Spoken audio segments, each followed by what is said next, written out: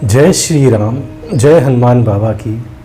और मैं आज आपका फिर से स्वागत करता हूँ इस संपूर्ण सृष्टि ज्ञान चैनल में।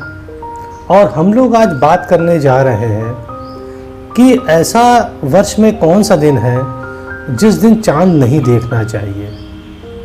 तो आज हमारा विषय यही है वार्ता का कि चांद क्यों नहीं देखना चाहिए और अगर चांद देख लेते हैं तो क्या होता है, उसी पे हम आज वीडियो बना रहे हैं। पर शुरू करने से पहले जय श्री राम, जय हनुमान बाबा, गणेश बाबा की जय। देखिए, ऐसा है जैसा मैंने आपको बताया कि वर्ष में एक दिन ऐसा होता है जिसे या जिस दिन हमें चांद नहीं देखना चाहिए। देखिए, वो दिन होता है जिस दिन भगवान गणेश का जन्मदिन होता है, या हम ये कहें कि भाद्रपद शुक्ल पक्ष की चतुर्थी को चांद नहीं देखना चाहिए। और यही दिन जो है या यही तिथि जो है भगवान श्री गणेश का जन्मदिन है। अब हम आपको बताएंगे कि ऐसा क्या है जो इस दिन नहीं देखना चाहिए और इस पे कथा क्या है, और अगर हम देख लेते हैं चांद को तो निवारण कैसे होगा, उसके बारे में आपको हम बताते हैं। और साथ में आपको एक कथा बताएंगे जो कि भगवान श्री कृष्ण से संबंधित है। और भगवान श्री कृष्ण ने जब इस गणेश चतुर्थी का चांद देख लिया था तो उन पर क्या कलंक लगा था, इसके बारे में बताते हैं। देखिए, ऐसा है, ये कहा जाता है कि अगर गणेश चतुर्थी या हम कहें कि भादव के महीने के शुक्ल पक्ष के जो चतुर्थी होती है उसका चांद देख लेने से चोरी का कलंक लगता है। और यही बात भगवान श्री कृष्ण के ऊपर हुई थी। पर हम पहले कथा बताएंगे कि ऐसा क्यों होता है कि अगर हम चांद गणेश चतुर्थी को देख लें तो हम पे चोरी का कलंक लगता है। देखिए, एक बार ब्रह्मा जी ने भगवान गणेश की बहुत पूजा करी तो भगवान गणेश उन पर प्रसन्न हो गए ब्रह्मा जी के ऊपर और उनसे बोला, आप मांगिए, क्या मांगते हैं। तो ब्रह्मा जी बोले भगवान गणेश से कि प्रभु, मुझे ये वर दीजिए कि मैं जब भी सृष्टि बनाऊं तो मुझे किसी चीज़ का मोह ना हो।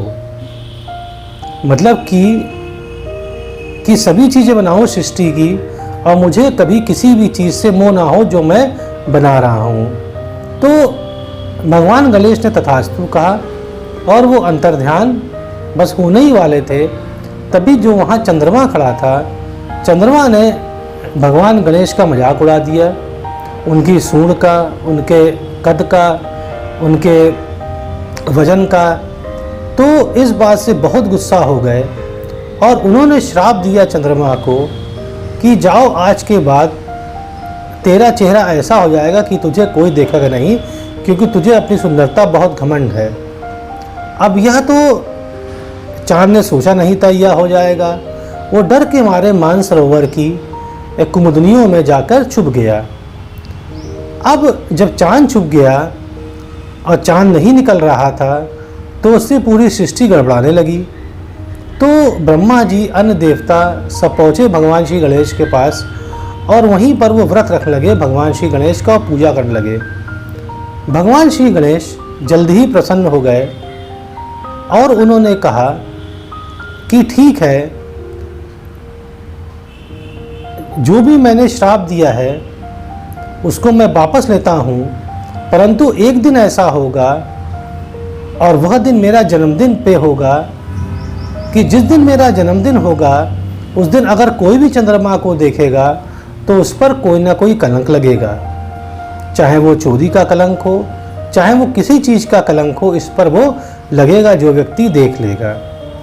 अब क्या हुआ कि अब ब्रह्मा जी और अन्य देवताओं ने प्रार्थना करी कि प्रभु आप बताएं, इसका कोई काट तो बताएं, अगर कोई देख लेता है तो कैसे इसका वो कटेगा, इसका मतलब जो भी इसका प्रभाव कैसे कटेगा। तो भगवान श्री गणेश बोले कि गणेश चतुर्थी के पहले 2 दिन पहले 2 दिन पहले अगर कोई चंद्रमा देखता है तो उसका प्रभाव नष्ट हो जाएगा गणेश चतुर्थी वाले चंद्रमा देखने का। मतलब ये है कि अगर आप भादो शुक्ल पक्ष की द्वितीय का चांद देख लीजिए तो जो आने वाले चतुर्थी का चांद का प्रभाव अपने आप खत्म हो जाएगा, ये कहा। और आगे गणेश जी ने ये कहा कि देखिए, या तो भगवान श्री कृष्ण की आप कथा पढ़ लीजिए जिसमें भगवान श्री कृष्ण को कलंक लगा था और उन्होंने कैसे अपने को इस कलंक से बचाया था, तब भी आप इस कलंक से बच जाएंगे, या कहकर भगवान श्री गणेश अंतर ध्यान हो गए। तो देखिए, यहाँ पर हमने बताया आपको कि क्यों चंद्रमा नहीं देखते हैं और इसका प्रभाव कैसे कट सकता है। अब देखिए, भगवान श्री कृष्ण की कथा के बारे में बताते हैं आपको। एक बार सत्राजीत नाम का एक राजा रहता था द्वापर युग में।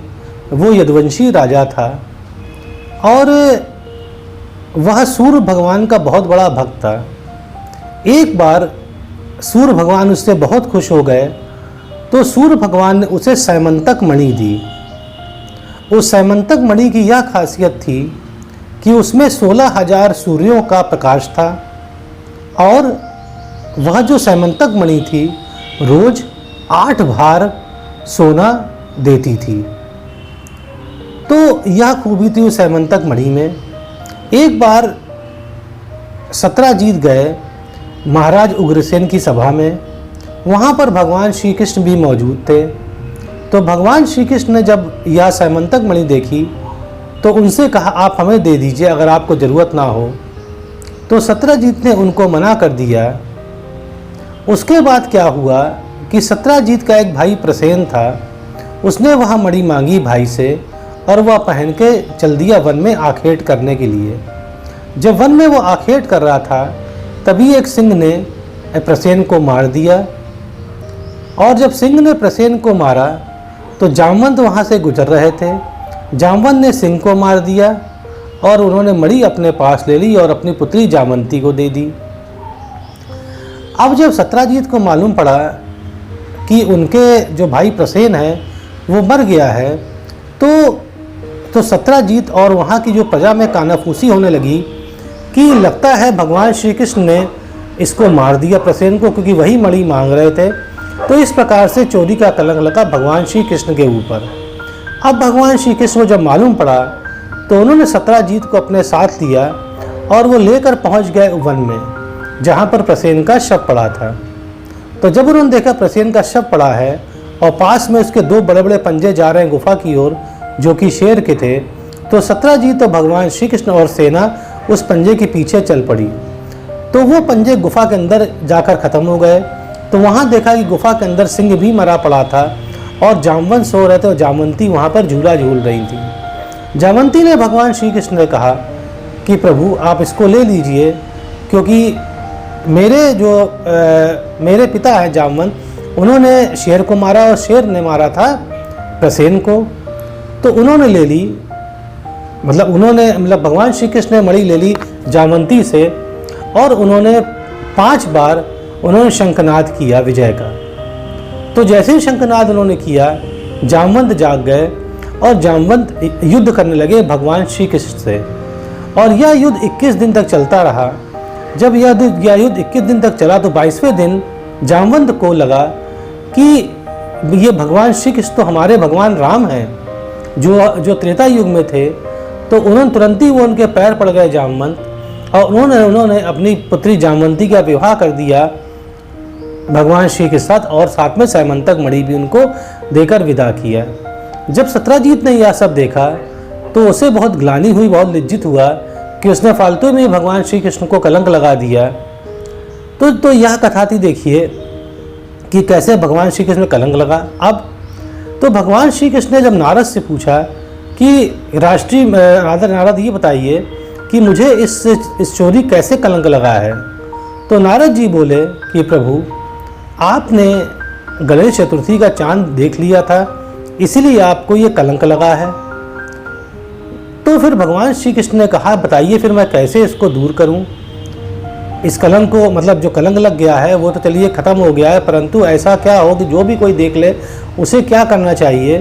तो भगवान श्री नारद ने कहा कि प्रभु आप तो ईश्वर खुद ही हैं, जो भी आपकी यह कथा पढ़ेगा, कि जिसने जो कथा सत्यजीत और प्रसेन और या जामवंत कथा पढ़ेगा कि आपने कैसे वहाँ ढूंढा मणि को, तो वह भी उससे मुक्त हो जाए, इसके कलंक से मुक्त हो जाएगा। तो देखिए, मैंने आपको आज बताया कि वह कौन सा दिन होता है कि जिस दिन चंद्रमा नहीं देखना चाहिए, और गलती से अगर आप चंद्रमा देख लेते हैं तो तुरंत वह कथा आप अपने मन में कह डालिए, तो आपको ज़्यादा हानि नहीं होगी। तो उम्मीद है आपको अच्छा लगा होगा। अच्छा लगता है तो सब्सक्राइब करिएगा। तो अब मैं विदा लेता हूँ। जय श्री राम, जय हनुमान बाबा और जय गणेश भगवान की जय। प्रभु कृपा कर।